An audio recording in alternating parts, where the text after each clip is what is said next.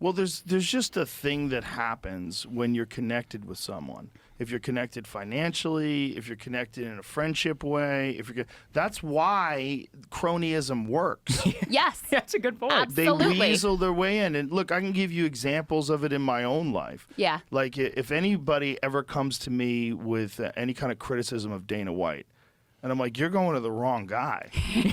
Like, that guy's my brother. I'll never say a bad thing about him. If I didn't know him, if he was some asshole that lived in some other country, I would probably talk shit about him like I talk shit about everything. But I love that guy to death, and I'll never say a bad word about him. So it's like, if you're coming to me for objective journalism about one of my friends, you got the wrong person. Yeah, but you're open about it, right? Yeah. And That's the most important key, part. You which got is the wrong person. I won't say I won't lie, but I won't ever say anything negative about my friends. It's just like, I don't think that's necessary. And that's something that happens when you get a shit ton of money involved and you get relationships and you're drinking scotch together at a private club and you're discussing the advertising revenue, and we'd like to donate a bunch of money to CNN. We'd like to figure out a way that we can work together.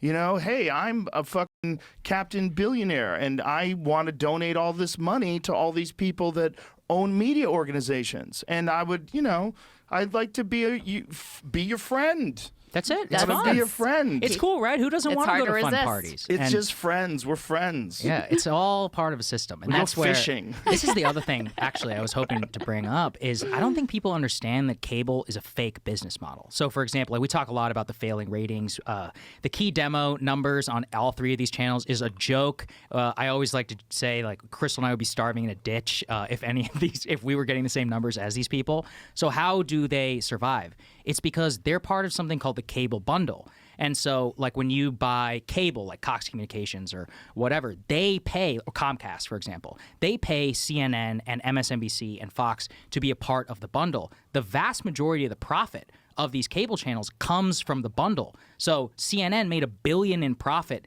just last year, all propped up by the bundle, because they're getting paid just to exist. I mean, can you imagine if we were getting paid to exist, not based upon our actual numbers? Like, Yeah. you can actually reach less people and make more money.